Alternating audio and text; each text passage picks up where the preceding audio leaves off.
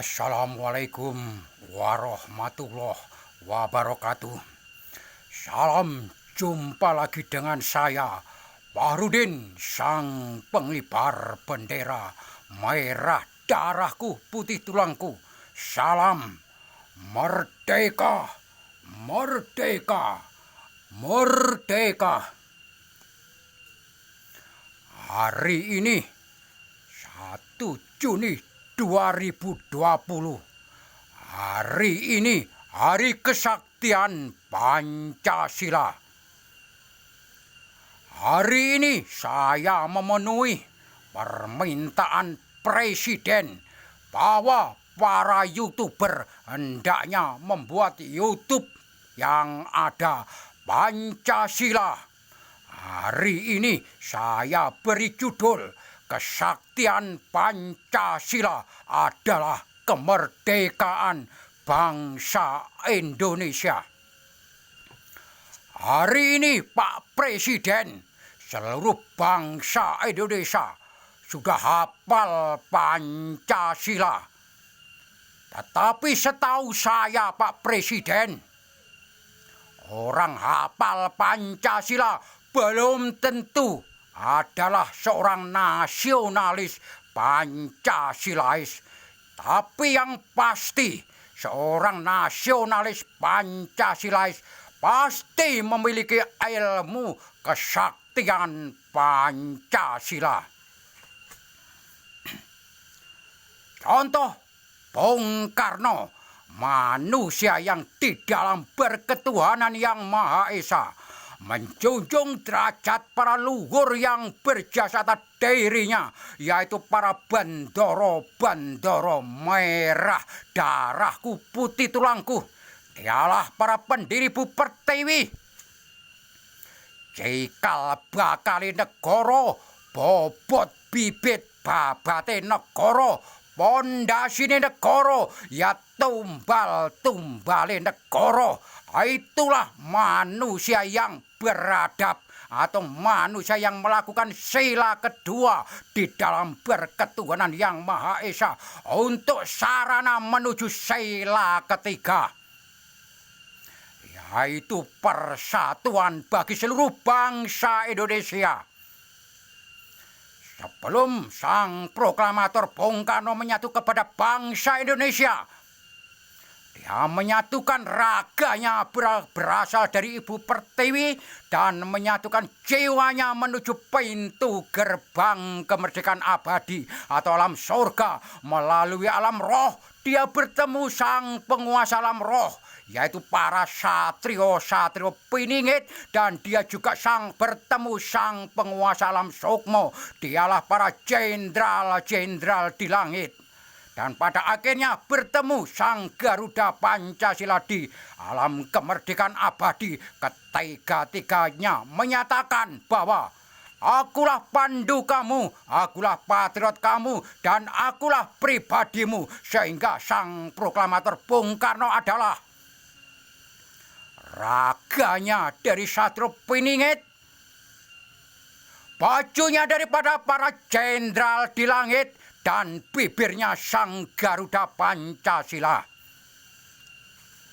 Dan selanjutnya sang proklamator Bung Karno menyatu kepada bangsa Indonesia untuk menyampaikan sila keempatnya.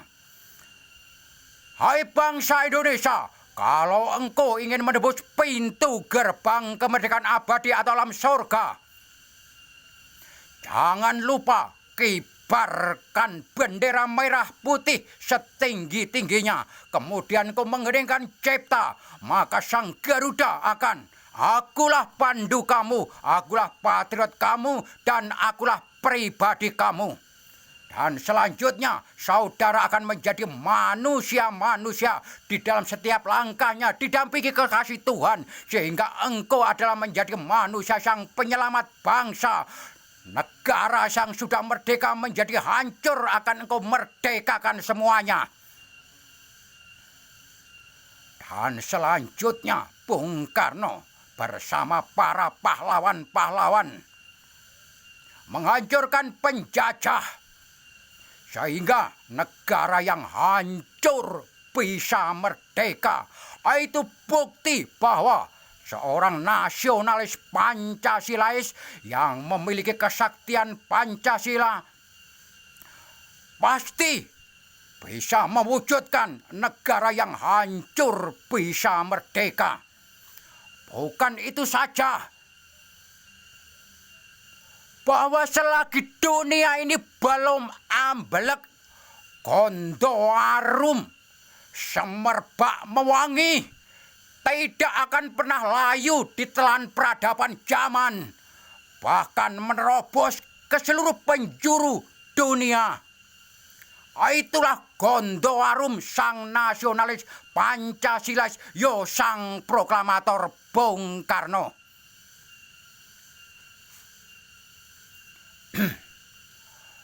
Seorang nasionalis Pancasilais sejati yang memiliki ilmu kesaktian Pancasila ketika melakukan sila ketiga dengan meletakkan panca inderanya,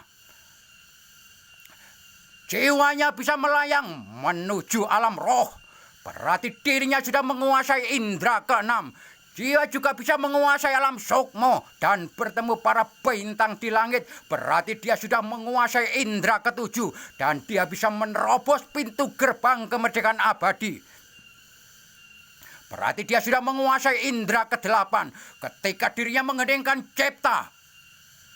Hatinya ditunjukkan seluruh alam nyata yang diterangi sang fajar. Karena itu, seorang nasionalis Pancasilais memiliki indera kesembilan. Dialah bergerak sang putra fajar atau putra Batara Surya.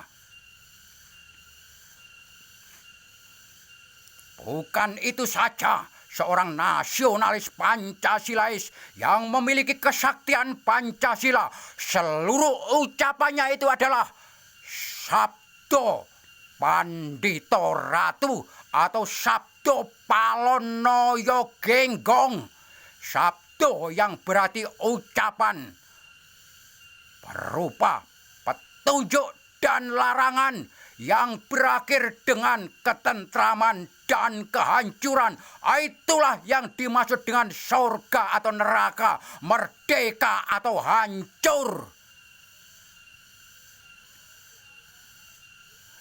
Palon yang berarti seluruh ucapannya itu berasal dari perjalanan yang dilakoni mulai alam arwah, alam barzah, alam jannah karena menjunjung derajat para luhur dan melakukan proses mati atau mengheningkan cipta. Noyo berarti sudah menyatunya. Ingsun sejati ning iro, iro sejati ning ingsun, ingsun Semar, iro sang nasionalis Pancasilais. Semar yang berarti sang penguasa alam roh, sang penguasa alam sukmo, dan sang penguasa surga. Lah iro sebetulnya adalah sang raga, manusia yang nasionalis Pancasilais. Seorang nasionalis Pancasilais menguasai alam kelanggengan. Itulah yang dimaksud dengan Noyo Genggong. Sudah saya buktikan dengan jelas dan gamblang. Semua yang bayang-bayang menjadi terang benderang. Habislah gelap, terbitlah terang. Sempurna bahwa manusia yang nasionalis Pancasilais sudah pasti memiliki ilmu kesaktian Pancasila. Bagaimana dengan presiden-presiden penerus daripada sang proklamator Bung Karno? Ada orang yang mengatakan dia pun juga seorang nasionalis Pancasilais sejati. Tunggu dulu saudara-saudara. Kalau memang dia seorang nasionalis Pancasilais sejati dan memiliki ilmu kesaktian Pancasila, Kenapa memimpin bangsa Indonesia yang sudah merdeka malah hancur? Buktinya KKN merajalela di negeri ini. Kalau memang dia adalah seorang presiden yang nasionalis Pancasila sejati dan memiliki ilmu kesaktian Pancasila, kenapa memimpin bangsa yang sudah merdeka malah menjadi hancur? Buktinya Timur hilang.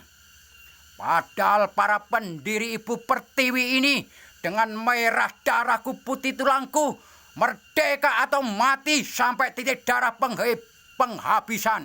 Begitu dipimpin oleh negara, dipimpin oleh seorang yang mengatakan dirinya nasionalis Pancasila sejati, malah hancur.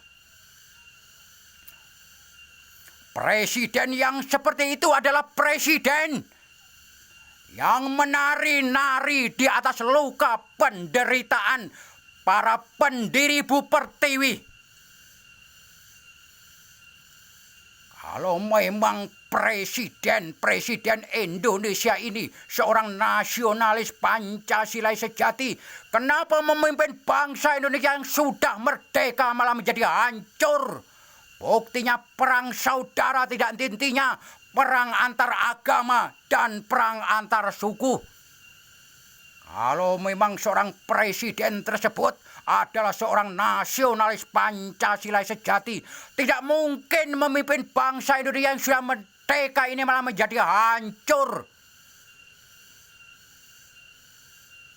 Karena seluruh ucapannya hanyalah kemprus, gedabrus. Tidak ada yoninya, tidak ada upasnya, karena tidak punya kesaktian Pancasila. Seluruh programnya tidak nyampe kepada rakyatnya, karena diuntal oleh pejabat-pejabatnya. Buktinya para menteri-menterinya ditangkap sebagai koruptor. Buktinya banyak. Bupati-bupatinya, gubernur-gubernurnya menjadi dajjal di negeri ini.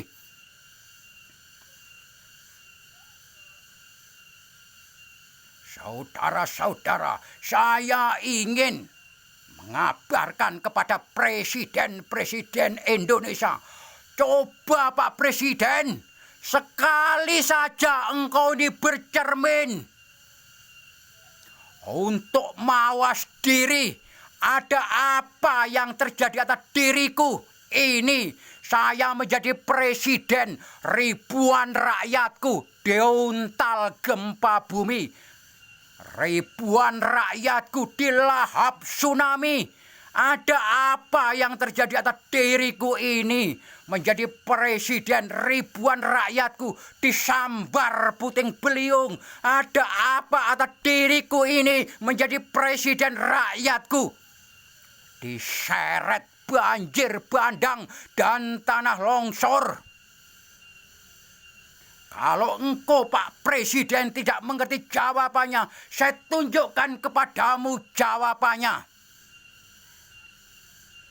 Karena engkau ini adalah presiden yang masih saja mengikuti ajarannya Dajjal, yang punya tujuan menghancurkan bumi Nusantara, seluruh anak cucu keturunan Mojopahit dan presiden Indonesia. Kalau di dalam berketuhanan yang Maha Esa, harus menjunjung bendera-bendera barat dan alam arwah, alam barja harus ditembus dengan berdoa, bukan mengheningkan cipta. Tentu saja presiden Indonesia buta mata hatinya, karena dia durhaka kepada para luhur yang berjasa atas dirinya, yaitu para bendoro merah darahku. Sehingga setiap langkahnya di dalam memimpin bangsa Indonesia ini, dirinya bukan raganya Satrio Piningit, dirinya bukan bajunya daripada para jenderal di langit, dan dirinya bukan bibirnya Sang Garuda Pancasila. Yang ada di dalam dirinya, bahwa dirinya raganya dari siluman dan jin. Dirinya adalah bajunya para iblis dan dirinya jelmaan Dajjal.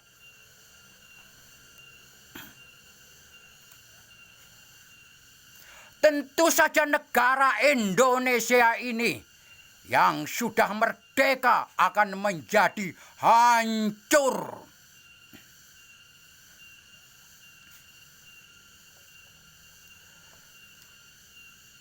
Mungkin ingin bertanya, kenapa rakyatku sekarang ini sudah pada berani kepada saya?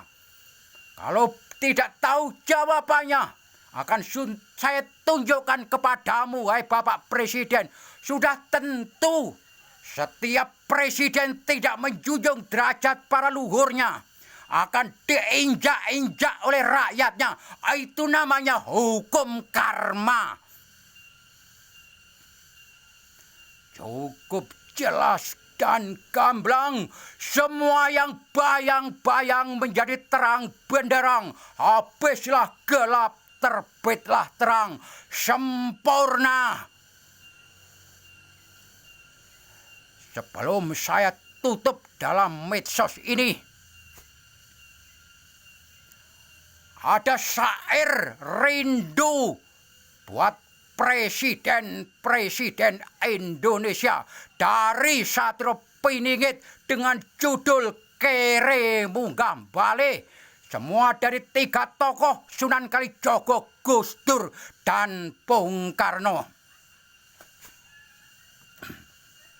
Sunan Kalijogo pemimpine wong Jawa, mangsa uripe ngajarno ngaji rasa.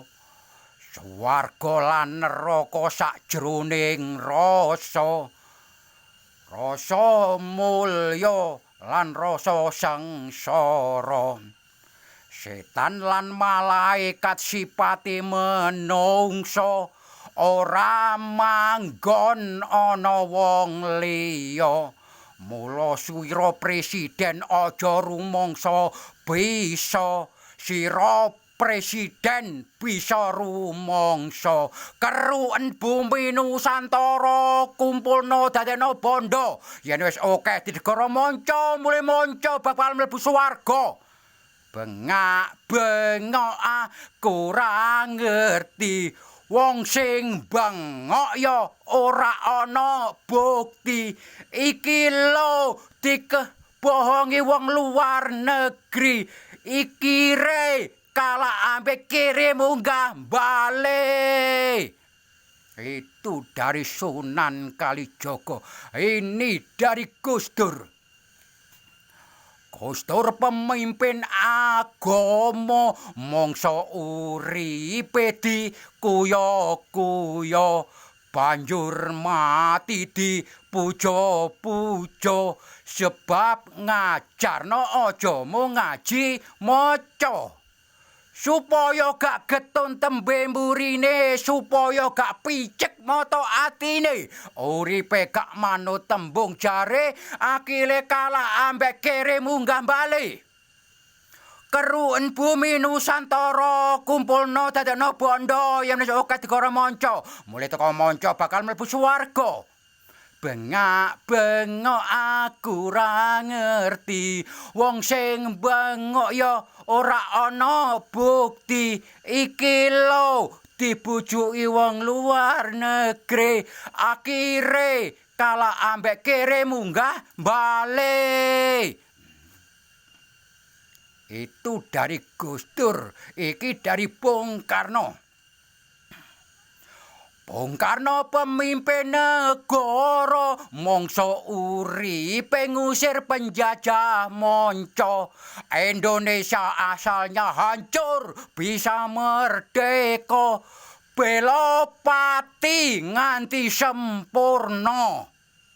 Bung Karno ora trimo rakyate dipulosoro 360 taun diklambeni karung, dicelononi kloso. Keruken bumi Nusantara kumpulna dadekna bondo, yen wis akeh digara manca. Mulih teka manca bakal mlebu swarga. Bengak-bengok aku ra ngerti, wong sing bengok ora ana bukti. Iki lho dibujuki wong luar negeri, akhire kalah ambek kere munggah balik. Kere munggah balik itu yaitu manusia yang datang ke Indonesia menjual minyak wangi. Makanya dia itu adalah ulama musang berbulu domba. Di luarnya manis, wangi, di dalam hatinya busuk. Dialah itu yang dinamakan Jumadil Kubro, Maghribi dan Subakir. Dia membawa ajaran kurang ajar. Bagaimana presiden-presiden Indonesia supaya picek mata hatinya dan dijadikan menjadi manusia durhaka kepada para luhurnya. Karena itu di dalam sembahyang harus menjunjung derajat para bendoro-bendoro barat, alam arwah, alam barjah, dan alam jannah. Ditembus dengan berdoa, bukan mengheningkan cipta. Tentu saja dia picek mata hatinya, karena dia durhaka kepada para luhur yang berjasa atas dirinya. Dan pada akhirnya negara yang sudah merdeka menjadi hancur. Itulah dari sila keempat saya, yang pada akhirnya saya menuju kepada Tuhan Yang Maha Esa untuk mendapat keadilan, yaitu sekali merdeka tetap merdeka selama hayat masih dikandung badan. Salam Pak Presiden. Merdeka, merdeka, merdeka. Assalamualaikum warahmatullahi wabarakatuh.